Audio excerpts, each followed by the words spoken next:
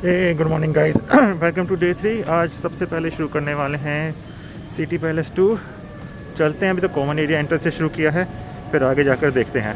तो जैसे ही आप सिटी पैलेस में एंटर करते हैं गेट के बाद आपको कॉमन एरिया दिख जाएगा जो कि लेक के बिल्कुल ही बगल में है। वहाँ पे आपको लेक का व्यू अच्छी तरह दिख सकता है जो कि मैंने आपको कल वाले व्लॉग में दिखाया था अलग से। तो ये वाला व्यू भी आपको सिटी पैलेस के बगल में दिख जाएगा जहाँ पे आपको कम्प्लीटली लेक पिचोला का व्यू देखने को।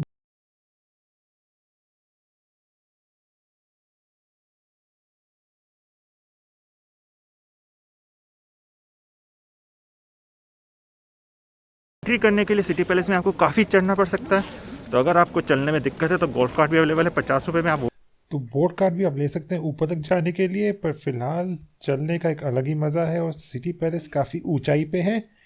तो जिनको चलने में दिक्कत है जैसे मैंने कहा आप गोल्फ कार्ट ले लें और आसानी तक ऊपर चले जाएं मेन एरिया में जहाँ पे आपको सिटी पैलेस के अंदर जाके आप देख सकते हैं। और बाहर से अगेन आप देख सकते हैं कि कितना ऊंचाई पे है, लेक पूरा नज़र आता है, दूर के पहाड़, लेक पैलेस सब कुछ आप यहाँ से आसानी से देख सकते हैं। तो ये था सिटी पैलेस का मेन एंट्रेंस जो आप बाहर से देख सकते हैं। बाहर इन्होंने काफ़ी सारी शॉप्स भी लगाई हुई हैं, कॉमन एरिया है गार्डन पे जहाँ पे आप फ़ोटोज़ वगैरह भी खिंचा सकते हैं और साथ ही साथ आप लुफ्ट उठा सकते हैं एक पूरे ग्रीनरी व्यू का अपनी कॉफ़ी सिप करते हुए, या फिर नॉर्मल अगर आप शॉपिंग की शौकीन हैं तो शॉपिंग भी आराम से वहाँ से आप कर सकते हैं।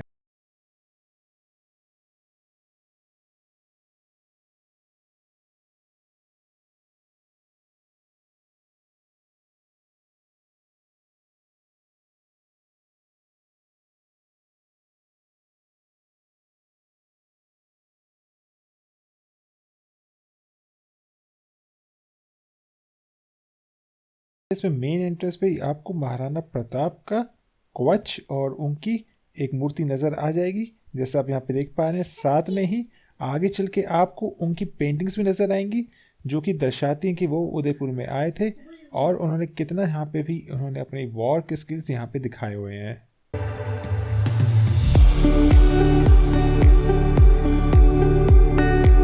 जो ये आप एरिया देख रहे हैं ये कॉमन एरिया जहाँ पे सेरेमनी होती थी, कोई भी ताशपोशी होती थी, वो सब कुछ यहाँ पे होती थी और महिलाएं जो हैं वो ऊपर से नीचे तक नज़ारा देख पाती थी ताकि नीचे से कोई ऊपर ना देख पाए पर वो अंदर से बाहर आसानी से देख पाती थी।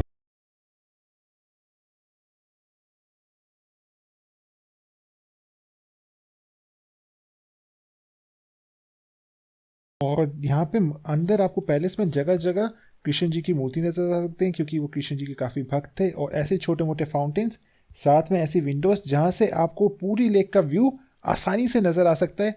तो ये एक फेवरेट सॉर्ट ऑफ उनका टाइम पास था जो कि वो यहाँ से करते रहते थे। और ऐसी विंडोज़ यहाँ पे जगह जगह पैलेस में बनी हुई जहाँ से आपको लेक पिचोला का सेम व्यू नज़र आता रहता है बार बार। तो ये वाला भी एक अच्छा खासा व्यू है जो कि आप यहाँ से देख सकते हैं और उन्होंने इसको अलग अलग नाम भी दिया होता है, चंद्र महल वगैरह। तो ये सब कुछ यहाँ पर दर्शाता है इस सिटी पैलेस के अंदर।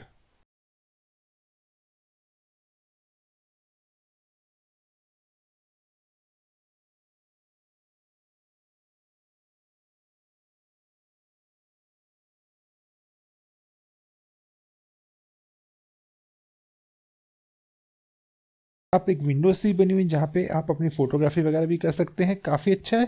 और पहले ज़माने में लोग यहाँ बैठ के लेक पिचोला का व्यू को एंजॉय करते थे इवनिंग टाइम में। और नरेश जी का भी यहाँ पे आने के लिए धन्यवाद। मतलब क्यों करते हो लोग, क्यों लिखते हो मोन्यूमेंट्स पे भी।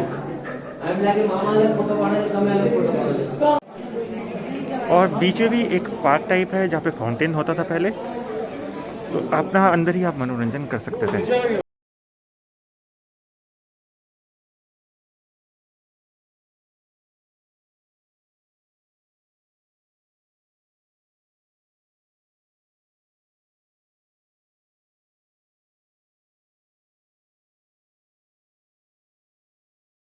में ही एक छोटा सा फाउंटेन भी था ऊपर लेवल पे जहाँ पे कबूतरों को बीच में रखा जाता था। कबूतर काम में आते थे मैसेज भेजने में क्योंकि पहले व्हाट्सएप वगैरह नहीं होते, टेलीग्राम नहीं होता था, तो जो भी मैसेज थे वो कबूतर के थ्रू वहाँ पे भेजते थे। तो जैसे आप ऊपर फ्लोर पे थे तो आपको एक साइड से लेक पिचोला का व्यू और दूसरी साइड से आपको सिटी व्यू दिख सकता था जो कि मैं आपको दिखाने वाला हूँ।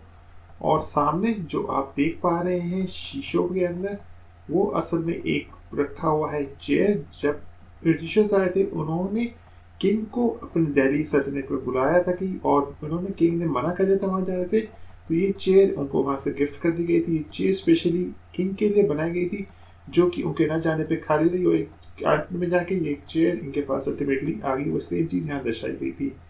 तो जैसे मैंने आपको बताया था कि टॉप फ्लोर से एक साइड पे आपको लेक पिछोला का व्यू और दूसरी साइड से आपको पूरा शहर नजर आता है। सेम आप पूरा शहर, उदयपुर का शहर आप इस विंडो से देख सकते हैं।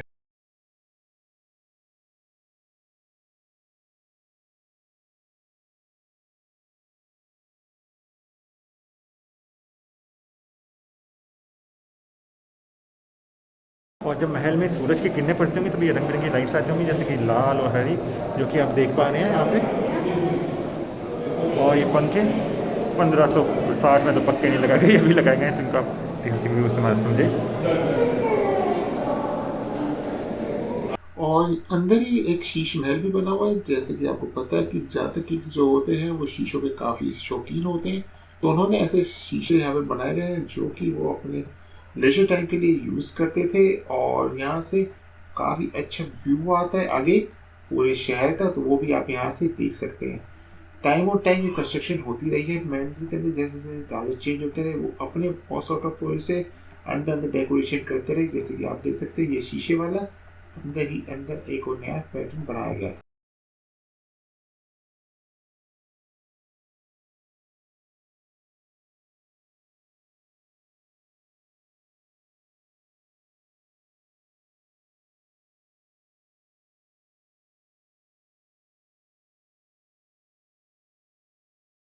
और अगेन से यहाँ पे एक रैंप है जहाँ से आप पूरे सिटी का व्यू देख सकते हैं, प्लस रंग बिरंगे शीशे भी लगे थे और ओपन स्पेस जहाँ पे थोड़ी एक्टिविटीज होती रहती इवनिंग में, और एक साइड से अगेन आपको लेक पिछोला का व्यू नजर आता रहता था।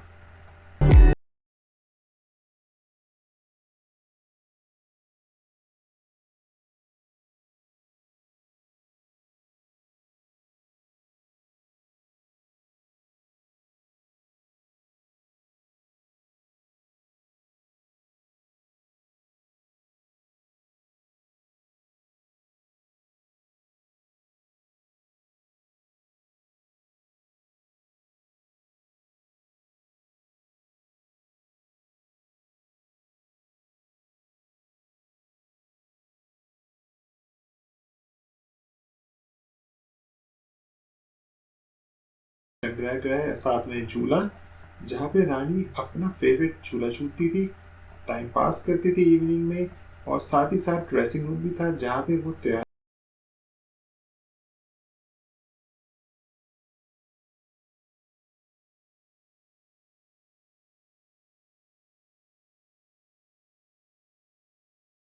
साथ ही यहाँ से वो बाहर के व्यू देख पाती थी रंग बिरंगे शीशों में। साथ में एक बड़ा सा पंखा भी था जो उनको गर्मी से काफी राहत देता था। तो ये था उनका ड्रेसिंग रूम और एक लेजर रूम जहाँ पे वो झूला भी झूलती थी और तैयार भी होती थी।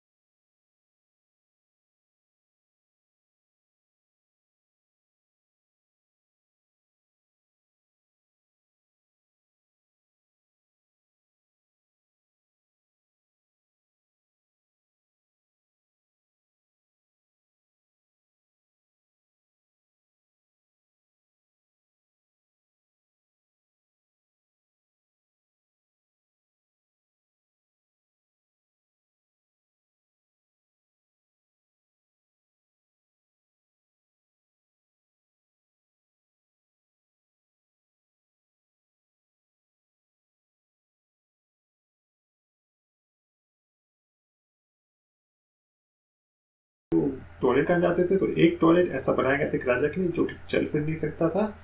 ये सीट भी स्पेशली इंग्लैंड से मंगवाई गई थी और इसे राजा अपने टॉयलेट के लिए यूज करता था। और जब सूरज नहीं उगता था, ना सूरज को देखता था, तो राजा ने एक सोने का सूरज ही यहाँ पे बनवा दिया। साथ में अगेन आप एक गैलरी देख रहे हैं जो यहाँ पे कृति की गई है, वो काफी मनमोहक है। इसे मोर महल और मोर गैलरी के नाम से आते थे आप, और मोर के दृश्य आप यहाँ पे देख सकते हैं जो कि काफी हद तक रिस्टोर कर देगा। ये देखो राजा जी का खाना खाने का डाइनिंग है, इधर आलक की पालक की लगा कर खाना खाते थे ऊपर बैठ के, है ना। सारा कांच का है, माणक महल बोलते हैं। अंदर ही अंदर पैलेस में इतने सारे रास्ते हैं और इतने छोटे छोटे रास्ते हैं कि अगर आप पैलेस में एक जगह से एंटर कर रहे हो, कहाँ निकलेंगे आपको पता नहीं चल सकता। तो पिछले जमाने में ये वाले रास्ते वो यूज करते थे महल में एक जगह से दूसरी जगह जाने के लिए, ताकि अगर कोई अटैक वगैरह हो तो वो अंदर अंदर ऐसे मूव कर जाए कि आपको पता ना चले कि वो कहाँ पर है। प्लस ये कुछ यहाँ पे पुराने बर्तन है जो कि यूज होते थे रानी द्वारा अपने राजा को खाना वाना बनाने के लिए और खाना परोसने के लिए। तो ये था रानी का कक्ष जहाँ पे वो सोती थी। कोई मिलने आता था तो वो भी अलग से कक्ष था जो मैं अभी आपको आगे चलकर दिखाऊंगा। प्लस यहाँ पे वो पूजा पाठ भी करती थी, एक पंखा भी रखा हुआ था पुराना। तो ये था पूरा एक रानी का कक्ष जो कि यूज होता था उस टाइम पे।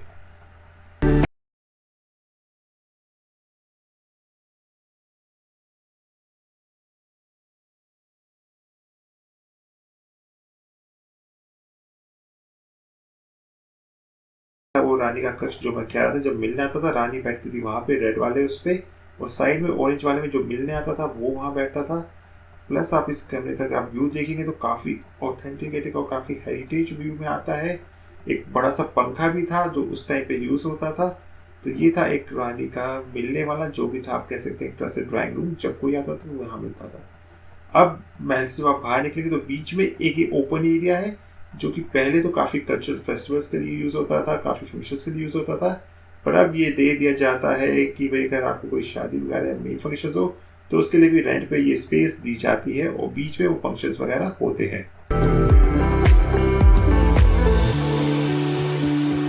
प्लस यहाँ पे आपको बहुत सारे इंस्ट्रूमेंट्स, पुराने इंस्ट्रूमेंट्स और पुरानी पेंटिंग्स, काफी कुछ पुराना जो है उन्होंने एक तरह से म्यूजियम की तरह यहाँ रख दिया है, जहाँ पे आपको पुराने ग्रामाफोन्स वगैरह भी, पुराने म्यूजिकल इंस्ट्रूमेंट्स, सब कुछ यहाँ पे उन्होंने दर्शाए गए हैं।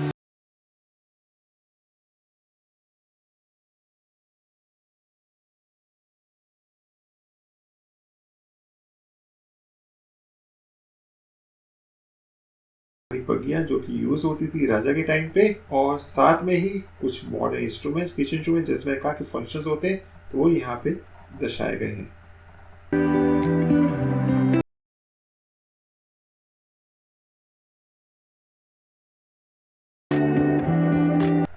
और ये वर्ल्ड वॉर में यूज हुई तोप आप कह सकते हैं, जो कि इंग्लैंड से मंगवाई गई थी और इसी पैलेस में रखी हुई है। ये प्री हिस्टोरिक ट्रोप है जो कि वर्ल्ड वॉर में यूज हुई थी, जो कि यहाँ पे आप पढ़ा हुआ भी लिख सका।